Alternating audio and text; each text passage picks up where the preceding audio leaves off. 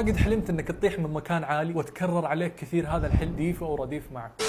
كشفت دراسات علمية عن أسباب الشعور بالسقوط أثناء النوم، وأتوقع أنه أغلبكم مر عليه هذا الحلم، فتصحى بعدها مفجوع وتستوعب بعدين أنه حلم. هذه حالة اسمها هيبنيك جير أو رعشة النوم، وتحدث هذه الحالة عندما يكون الشخص بين النوم واليقظة، وهي فعل لا إرادي يصدرها الجسم. غالبا أنت بتقول أنك أنت تحلم، لكن هذا ليس حلم، فهو يحدث عند الانتقال من اليقظة إلى المرحلة الأولى من النوم، وهذه الحالة تحدث للكثير من الناس، إذ أن نسبة الذين تعرضوا لها 90%، ولهذا كثرت التفسيرات عن هذه الظاهرة، وراح أذكر في هذا الفيديو بعضها.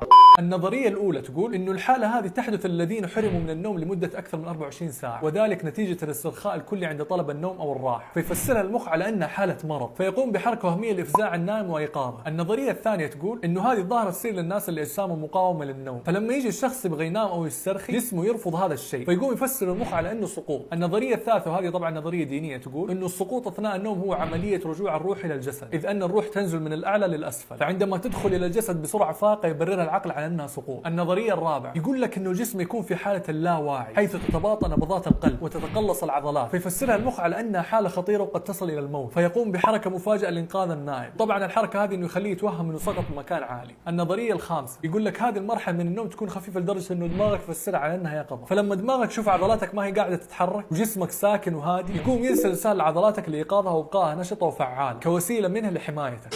طيب ايش هي الاشياء اللي تخلي الظاهره هذه تحصل معانا؟ اولا قله النوم، ثانيا القلق، ثالثا الاجهاد والاعياء، رابعا الخوف من السقوط في الواقع، خامسا واخيرا محاربه النوم وعدم الاستسلام له.